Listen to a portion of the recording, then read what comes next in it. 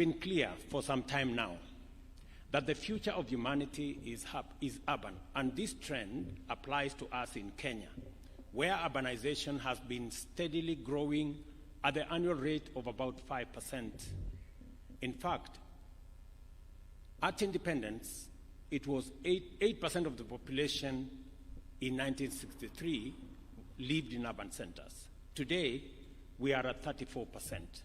Projections indicate that this trend will continue, with urban populations expected to reach 50% by 2050.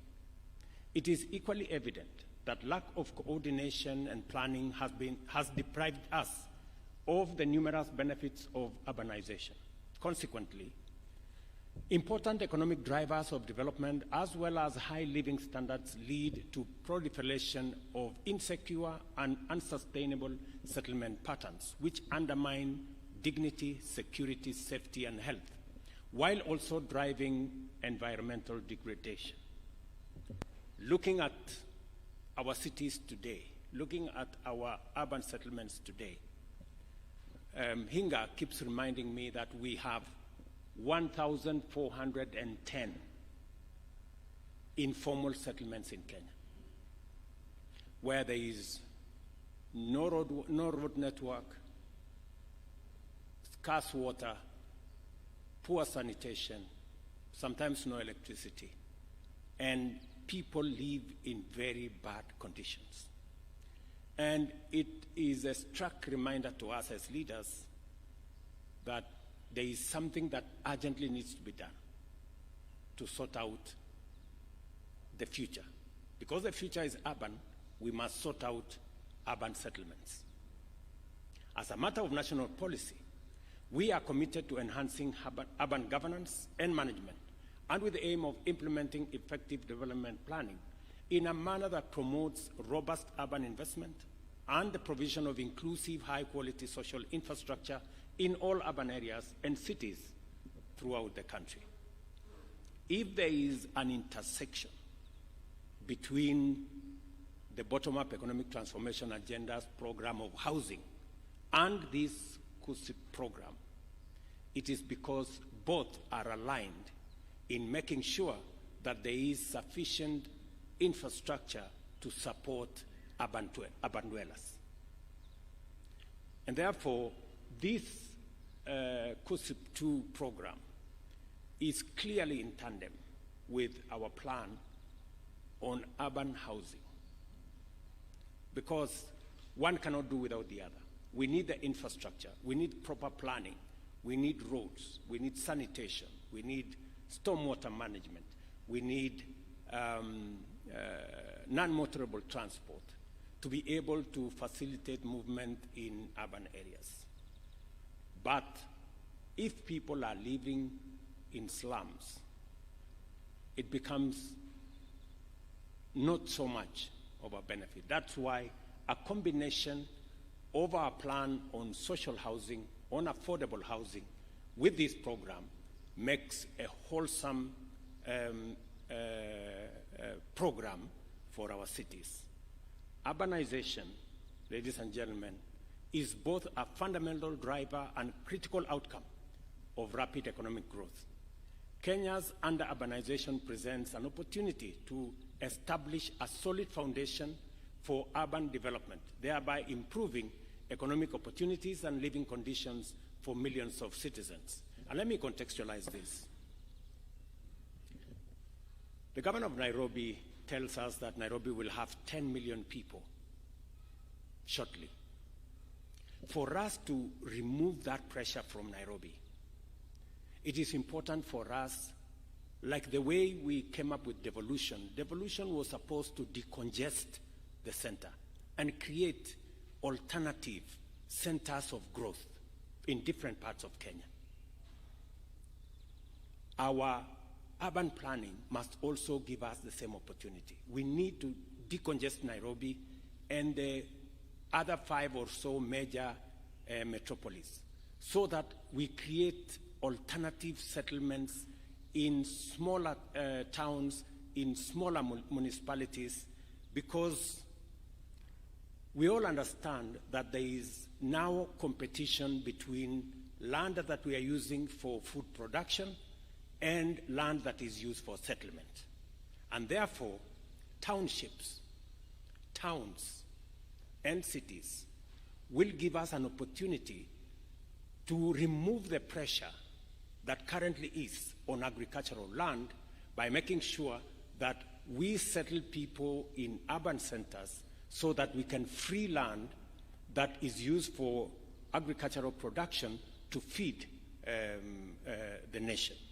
Therefore, from where I sit, we have really an opportunity. Even as we think about the municipalities, I don't think the municipalities take away from the counties. In fact, I think they build the counties. They assist the counties in making sure that pressure is not concentrated on a few towns. And the more we improve governance, the more we improve facilities in the municipalities, the greater the opportunity we give ourselves to remove pressure from the large cities. It is also the reason why we discussed about the county aggregation industrial parks to try and create alternative centers of value addition, agro-processing, possibly manufacturing. It is also the reason why today we have 6 new special economic zones targeted at exports. Again, away from Nairobi, away from Mombasa, into towns like Sagana, into towns like Thika, into Naivasha, into Nakuru, into Busia, and we will continue to expand those facilities so that we make sure that we create real alternative centers of growth, working with counties as we manage this imminent urbanization. Well-managed urbanization is integral to our economic development agenda, aligning with Vision 2030 and the attainment of Sustainable Development Goals.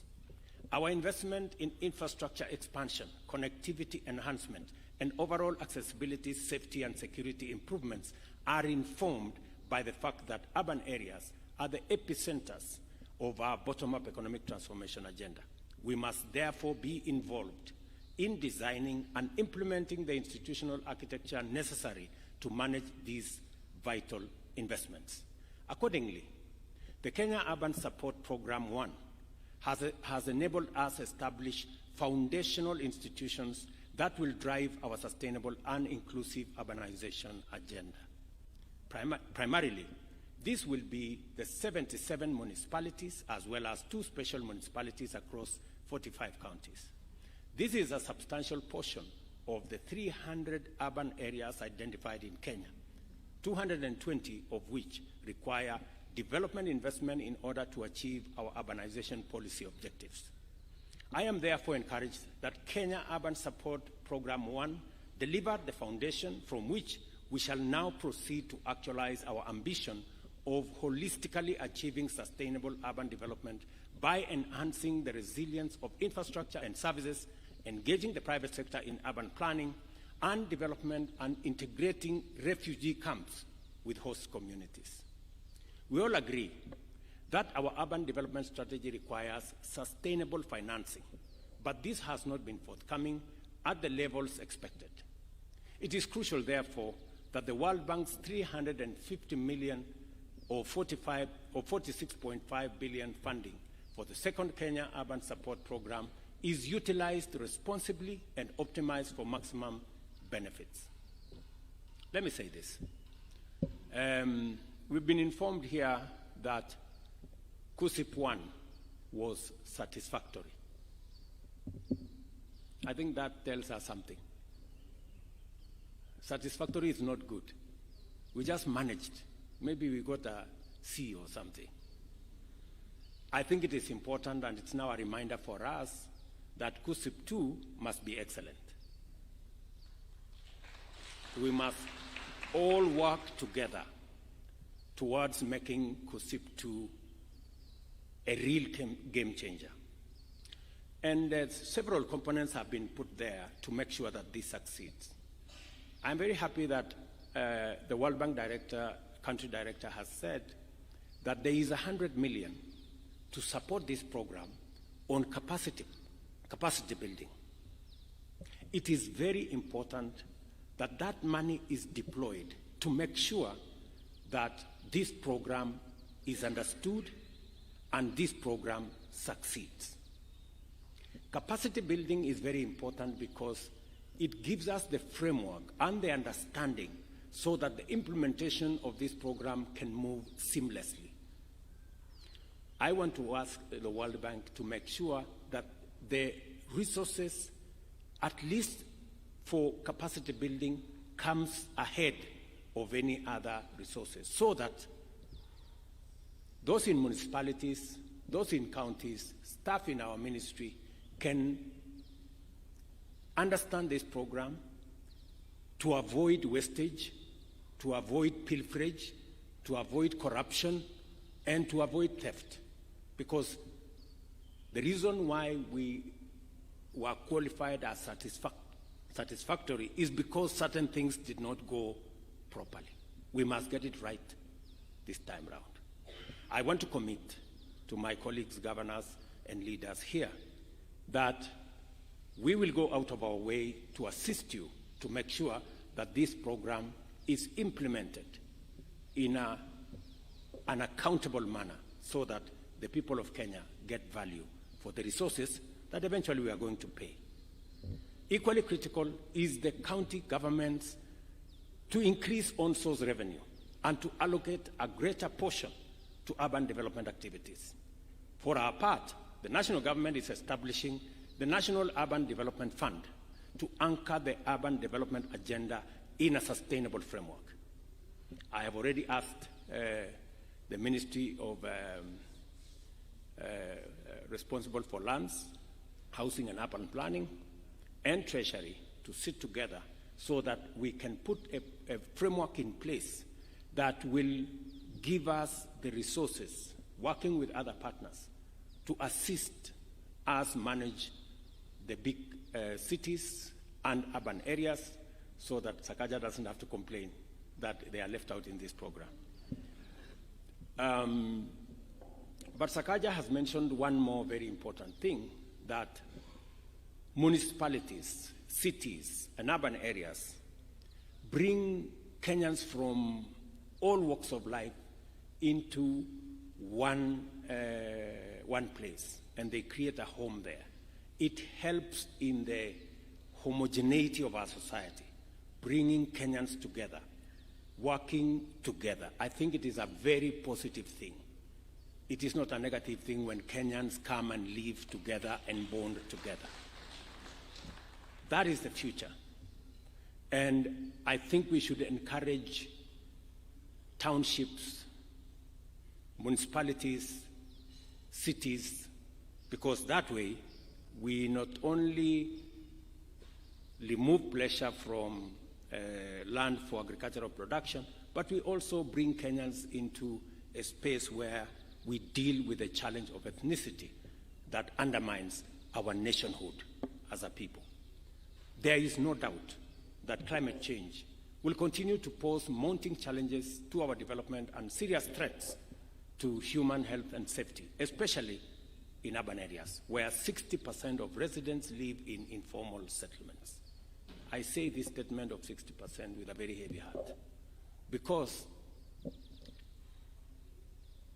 informal settlements, ladies and gentlemen, are very unhygienic, very indecent livelihoods where Kenyans live. And we must do whatever it takes, using the resources we have.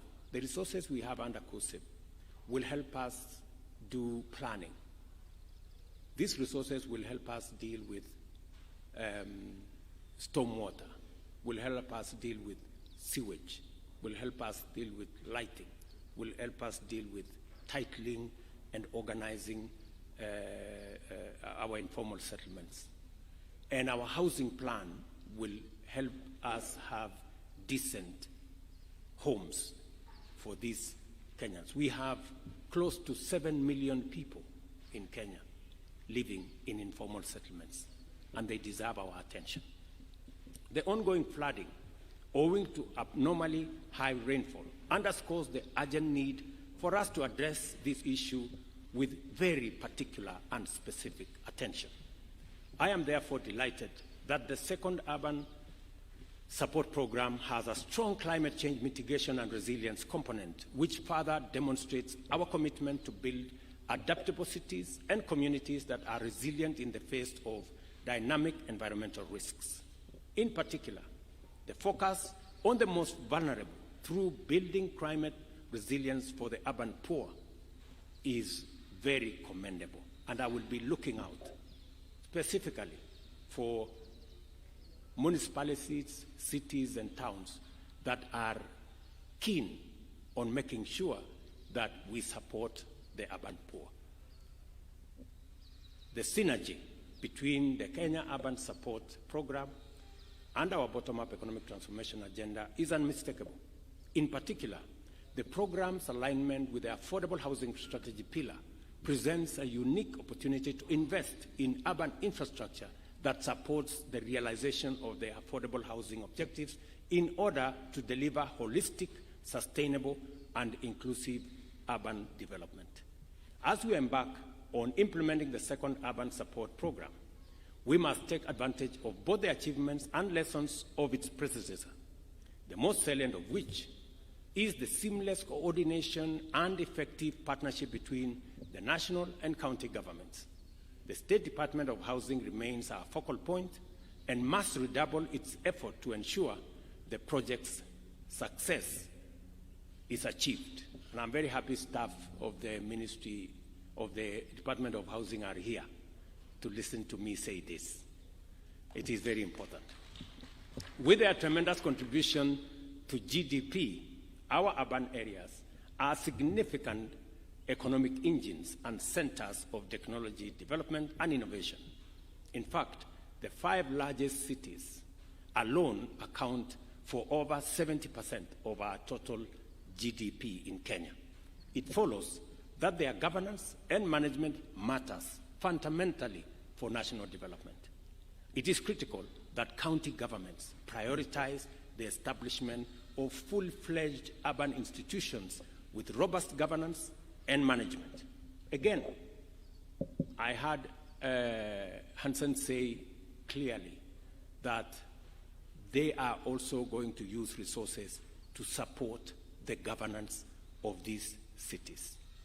I want to ask my friends governors, it is a mark of very strong leadership if you can delegate and if you can make sure that these municipalities have some measure of autonomy for them under your supervision to make sure that they deliver on the program that you give to them. It is really a mark of very strong leadership if you can assign other people to do the job at that other level. Of course, still under your management and supervision. And I think this program will be keen on how governance relations between the municipalities, the cities, the counties, of course, and the national government, how we relate for the better delivery of this program. I take this opportunity to appreciate with gratitude the support of the World Bank, whose investment and leadership have done so much for the transformation of our centers of accelerated development. We do not take your partnership, Hansen and your organization, for granted. We believe this partnership is a partnership that gives us a win-win outcome. It is also important for me to thank the participating county governments for their commitment, which has been demonstrated time and time again over the course of this initiative. I look forward to witnessing a more urgent, focused, and ambitious approach to this program. Let me say this in conclusion. As I have said, this program talks to an imperative that we cannot change: urbanization. As to whether the future is urban or not, I think we have settled that subject. The future is urban. It is now up to us. Are we going to have towns, municipalities, and cities that are planned, or are we going to leave it to be chaotic and confused? The responsibility is ours. Now, with KUSIP 1, we made some strides. We saw a lot of non-motorable transport, several hundred kilometers. We saw a lot of stormwater management. We saw a lot of sewage extension programs. We saw planning of different parts of cities. We now have an opportunity to scale that up. And the resources now we have will give us an opportunity, as we do housing, you have the opportunity working with us to make sure that that program dovetails into this KUSIP program in terms of where you choose to deploy the road infrastructure, where you choose to deploy our sewage management system, where you choose to deploy non-motorable pathways and those other programs, how we plan cities more. We have agreed that the program of housing is going to be done in conjunction with the county governments. The Housing Fund now has representation from multi-stakeholders so that we can all move together as we plan our cities. As I have said, there is $100 million, Hansen, did you say, for capacity, $1 million. $1 million for capacity building. Those resources are important, as I said, so that we can improve on the governance, we can improve on the understanding, and it gives us better leverage on the understanding to deliver on this program. So again, we appreciate the $100 million, the $1 million, sorry, and I will ask the National Treasury, in the event that there is need for that kitty to be expanded, we should expand that kitty for greater understanding and greater knowledge, so that we can make sure that all those who will have an opportunity to deliver on this program have the requisite understanding, so that we don't get a satisfactory outcome, we get an excellent outcome this time around. Let me also say that there's a component that has been said contextualizing this program about on-source revenue. I know when we spoke about on-source revenue, there is a bit of discomfort. But let me say this. Of the money we have here is $300 million. That's about 40 billion. That 40 billion is a loan. It is not free money. And it is money that has been contributed by other countries. And those countries have had to collect money from their citizens to give to World Bank, so that World Bank can loan to us. It's just as simple as that. It means even as we use other people's savings, we must begin to grow our own savings. That is the message. Because this loan we have to pay. It's not free money. So we must begin to internalize on-source revenue. The same way nationally we are internalizing raising our own taxes. It is just as simple as that. There is no free lunch anywhere in the world. Even as we clap for the World Bank, and they are very good people, and they are friends, but this is money we will pay. You know, when we say we thank the World Bank, people think they have given us money. They have loaned us money. So to understand, to elewane. So as we look for the loan, at the back of our minds, we must be thinking, in future, how do we make sure we don't have to look for a loan? We will build our own capacity to raise our own resources. So, my friends, governors, let us also focus on on-source revenue. It will make your work very easy. I like the conditions that have been attached to this money. You know, I was speaking to the chair of the Council of Governors there, and he was telling me, it looks like we will never get this money. They have said, go do this, you must do this, and then do this also. But that's what it is, you know. This is money we have to pay, so we have to make sure that there are sufficient conditions that make sure that it doesn't get lost. So I would encourage us, and the World Bank have been phenomenal in support for Kenya. We must be grateful. But you can see, even as they give us this money, they are reminding us that you must use it well and you must pay. So we must think about how to raise our own resources as well. That will go a long way in making sure the partnership between us and the World Bank is meaningful. The World Bank must also know that we appreciate their money, but we are also doing something about raising our own resources. Let me say this in conclusion, that the partnership we have, and it's a very positive partnership, now that we have our housing program, we have COSIP, and we have what majority of counties are working with us towards the delivery of this plan, because we all appreciate that the future is urban. We must also build an urban future that integrates all the communities of the Republic of Kenya. This urbanization must help us solve the question of ethnicity and give Kenyans a chance to live together. And why do I say that? Amongst the two cities, the ones Professor Kindiki talked about, is Dadaab and Kakuma.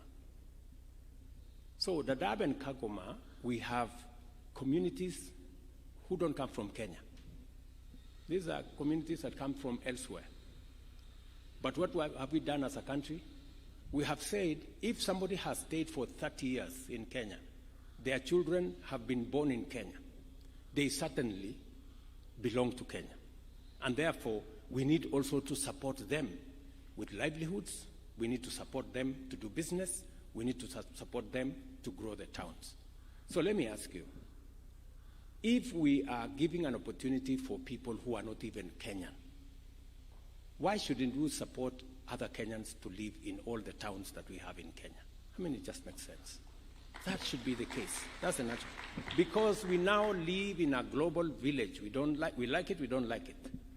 As we are talking, we are busy signing another 19 bilateral labor agreements for Kenyans to go and work in other people's cities. So we must reciprocate by making sure that those people from other areas also have a home in Kenya, the way Kenyans have homes in other cities of the world. So we need to work together in that direction, and I'm really proud of the partnership between the national and county governments and our partners, the World Bank and all the other agencies. Ladies and gentlemen, the second phase of the Kenya Urban Support Program is now officially launched. Thank you very much, and God bless you. Asante sana.